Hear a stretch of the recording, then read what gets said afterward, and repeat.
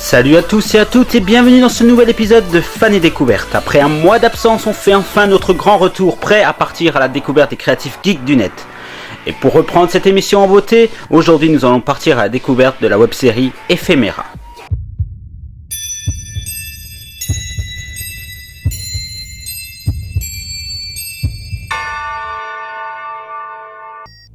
Ah oui, je vous ai trouvé. Vous êtes bien... Excusez-moi. Oui.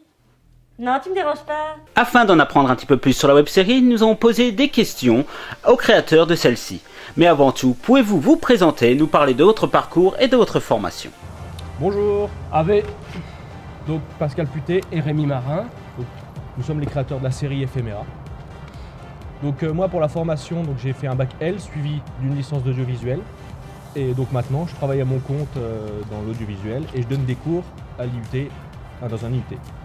Voilà, donc moi je suis donc l'acteur principal de la série et donc voilà, un cursus classique, un conservatoire et puis maintenant troupe de théâtre. Voilà, je passe mon temps à jouer dans cette belle région qu'est la Provence. Pourquoi? Pourquoi quoi? Et pourquoi je peux pas y aller, moi, au bowling? Parce que vous êtes mort.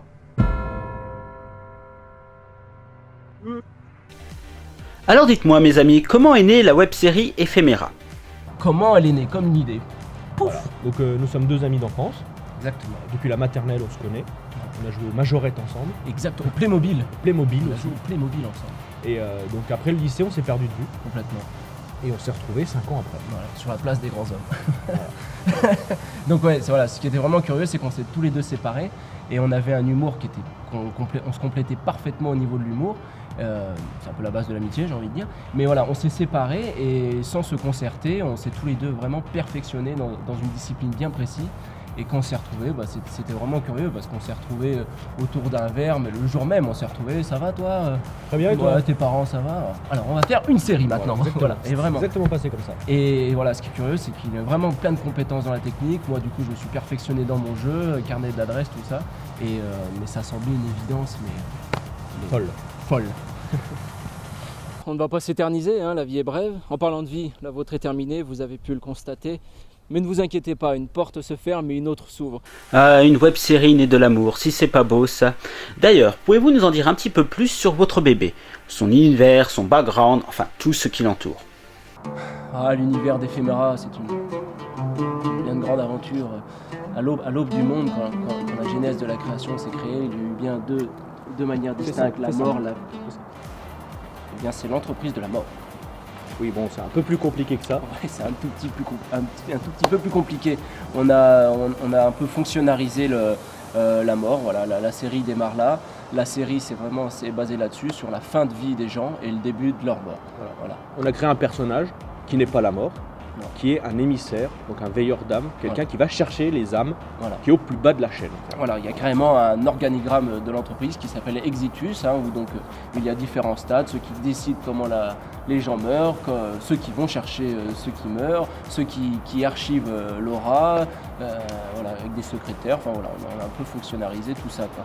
Donc voilà. Donc le personnage, voilà, le réel intérêt de cette série, évidemment, c'est le personnage, où donc il est vierge de tout sentiment, il connaît rien des humains, si ce n'est il les côtoie à la fin de leur vie, donc ils sont toujours un peu dans le même sentiment, donc au final il connaît pas grand chose, il connaît pas l'amitié, il connaît pas toutes les vicissitudes dont les humains sont capables, et c'est ce qui est vraiment intéressant, c'est qu'à partir de là, à partir de ce personnage vierge de tout sentiment, on peut mettre notre propre point de vue sur la vie. Voilà, on va lui montrer qu'est-ce que l'amitié, qu'est-ce que l'amour, qu'est-ce que la bouffe, voilà, toutes ces belles choses qui font la vie.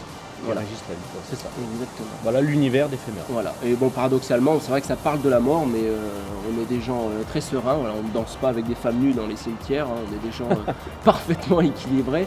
Et voilà, c'est un beau prétexte. La mort, c'est un beau prétexte pour parler de la vie. Vous pouvez arrêter maintenant ? Oui,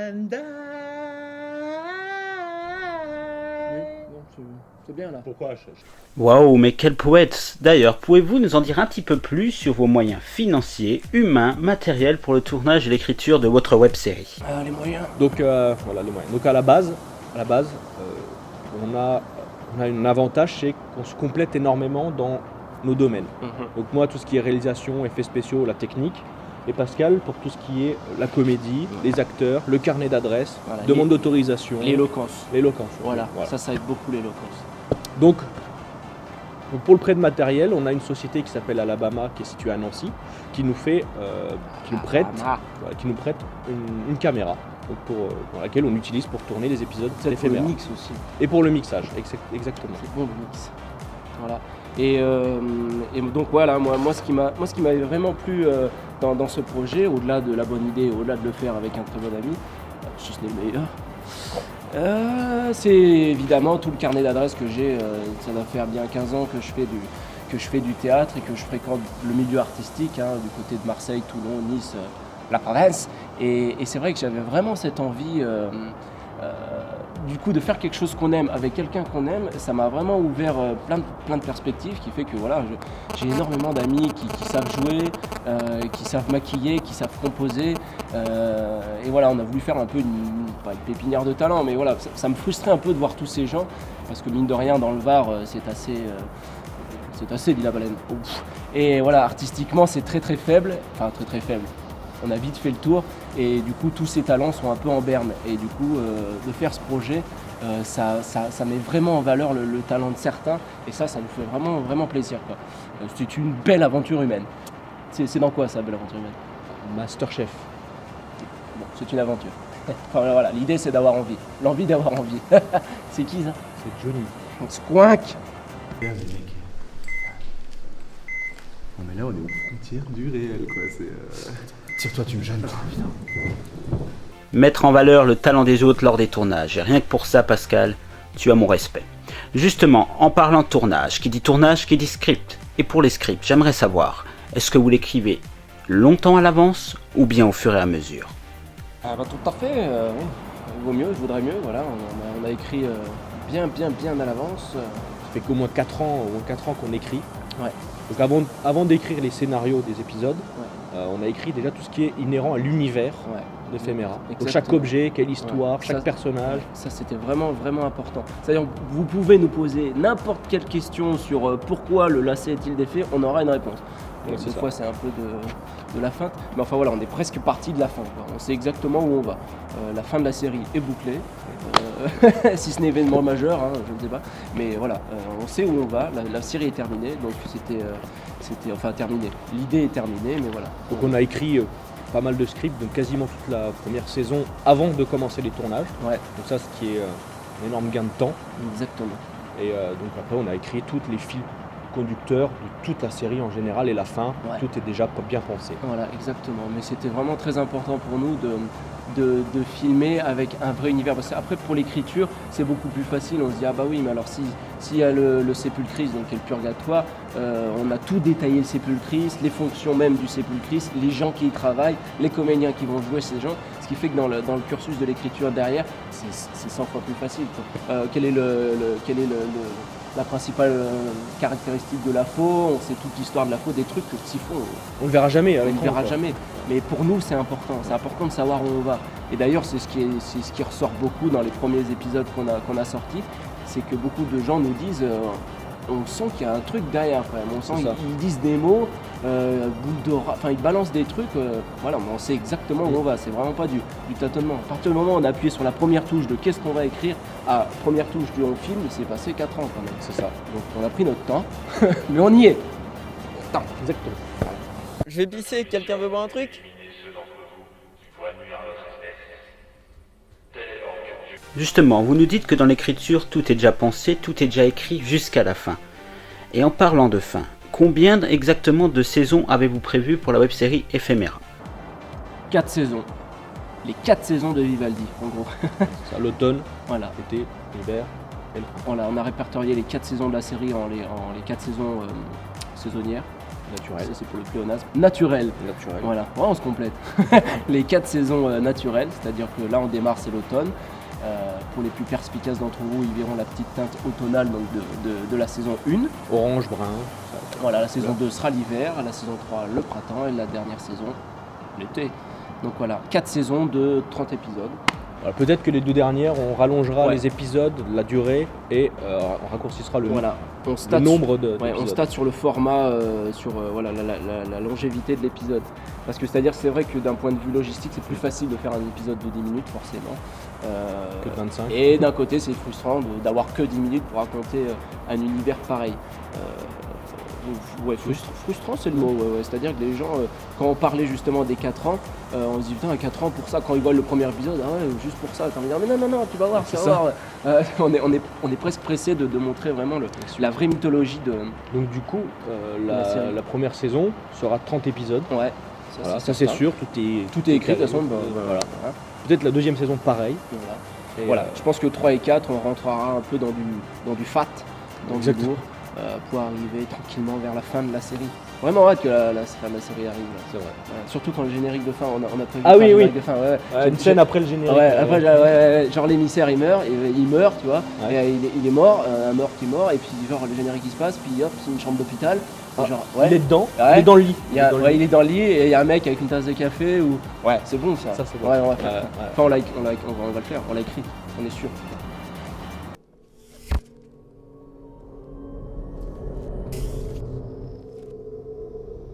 Eh bien, nous serions heureux de vivre ces 4 saisons en votre compagnie. Maintenant, on arrive à mon moment préféré de l'émission, celle des anecdotes de tournage, des anecdotes marrantes. En avez-vous quelques-unes à nous raconter? Anecdote. La difficulté qu'on rencontre le plus, qui là nous fait rire, mais sur le coup ne fait pas tellement rigoler, c'est que voilà, on est obligé, en parlant de l'au-delà, qu'il n'y ait donc aucune trace Humaine, matérielle. humaine, voilà. Voilà, même si on a un beau paysage et qu'on a quand même des carrés de culture, bon bah on piche quand même que des gens ont travaillé là, donc impossible d'avoir la trace humaine si ce n'est des vestiges un peu mythologiques quoi, ça passe. Mais les tags ça ne passe pas, donc Rémi efface tout, Voilà. Rémi efface les tags, Rémi rend beau la vie, un fil d'électricité, Rémi l'efface, un avion il l'efface. Surtout qu'une fois, on fait un tournage donc, dans une belle forêt. Ouais voilà. Et donc tout se passe bien. Et pendant le montage, on se rend compte qu'il y a un couple de randonneurs allemands qui se baladent Ouais non c'est génial. derrière, comme ça. C'est génial, imaginez-vous le truc, nous sommes dans l'au-delà, le site de passage, on a toute une mythologie sur l'endroit, La il y a les musique, lycéens, une la belle lumière, faux, ouais. bah, on casse du Mozart derrière, et puis derrière t'as deux Allemands avec les chaussettes comme ça C'est qui ça. passent derrière, et donc du coup, On nom a- de Dieu, On a dû réadapter. nom de Dieu, et on s'en est rendu compte après au montage, Voilà, genre c'est où ça. tu peux pas revenir, ou... D'ailleurs le jour du tournage c'était marrant parce qu'il y avait un meeting aérien, Ah ça, oui. c'est très sympathique, hein. Normal. Coupé. Ça c'était très sympathique. Ouais, c'est à peu près les anecdotes qu'on rencontre le plus, c'est les rencontres Inopinées. inopinées pendant, Voilà. pendant les tournages. Voilà. C'est-à-dire qu'on est, on est vraiment content quand on tourne parce qu'on est vraiment dans le vif du sujet, on est dans notre univers, dans notre monde, on est content.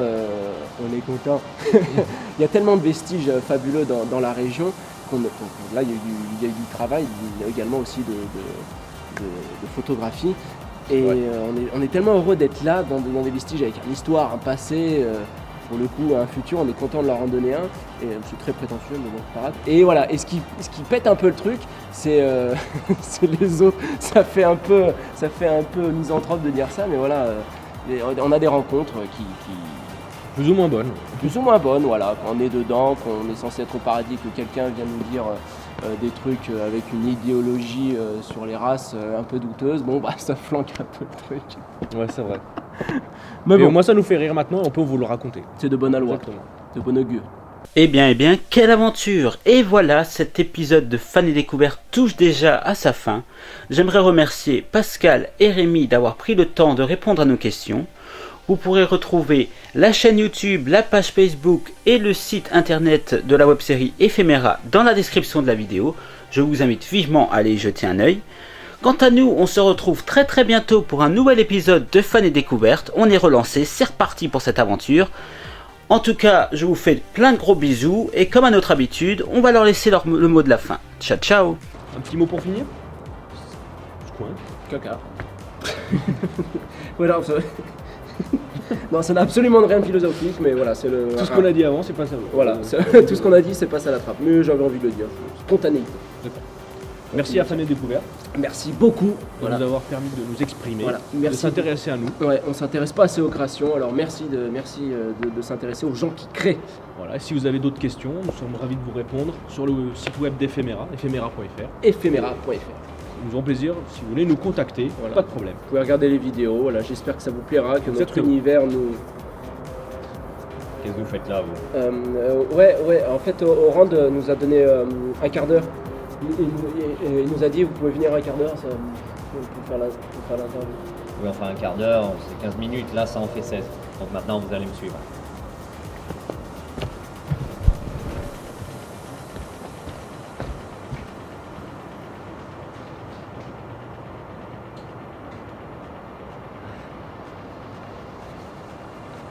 À bientôt.